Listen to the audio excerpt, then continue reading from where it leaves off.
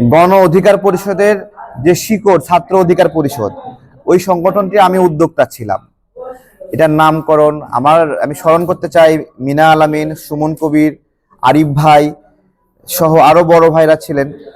আমরা একসাথে ছাত্র অধিকার পরিষদ নামের একটা সংগঠন পাবলিক লাইব্রেরিতে তৈরি করি এবং কোটা আন্দোলনের নেতৃত্ব দিলাম আমরা। সেখান থেকে যুব শ্রমিক গণ অধিকার পরিষদ কার্যক্রম করেছি। এই নামটি বাদ দেওয়া আমাদের জন্য অনেক কঠিন ছিল, কিন্তু আপনার হলো একই নামে দুটা ইউনিট তো চলতে পারে না। এইরকম একটা বোধোদয় থেকে আমরা অনেক সময় নিপীড়নের শিকার হয়েছি। আমাদের একটা ভাবনা যে এটা খুব সমস্যা হচ্ছে, আমাদের সদস্যরা অনিরাপদ বোধ করছিল, মানে নানা দ্বন্দ্ব বিবাদ, ভালো লাগছিল না আসলে।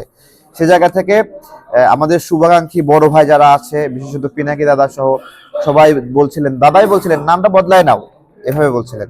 তো দাদার সাজেস্ট করা নাম আমরা সিলেক্ট করে ফেলেছি, সবাই সমর্থন করছে। সবাই দোয়া করবেন আমাদের জন্য।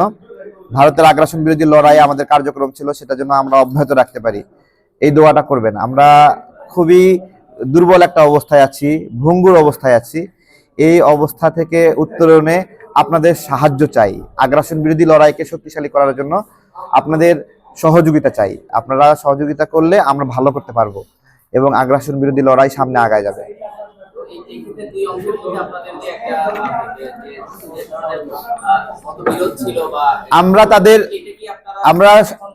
আমরা নুরুল হক নূর, রাশেদ খান নেতৃত্বাধীন যে গণ অধিকার পরিষদ, তাদের শুভকামনা জানাই, তারা ভালো করুক।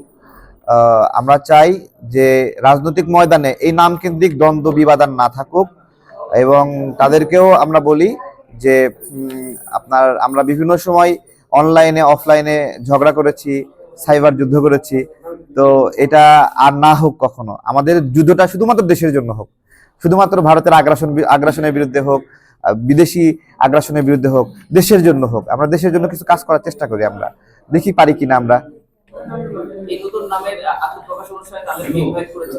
না, এটা আমরা কোনো রাজনৈতিক দলকে আমরা ইনভাইট করিনি। আমরা সব দলের ভাইদেরকে কাছে যাব, তাদেরকে নিয়ে একটা সর্বজনীন একটা প্রোগ্রাম করব ইনশাল্লাহ, ওটা মাথায় আছে। আমরা তো এখন একটা দুর্বল অবস্থায় আছি, তো আমাদের দুর্বলতা অন্য দলকে দেখাতে চাই নাই আমরা। আমরা একটু শক্তি অর্জন করি, তখন সবাইকে নিয়ে একসাথে আমরা কাজ করব।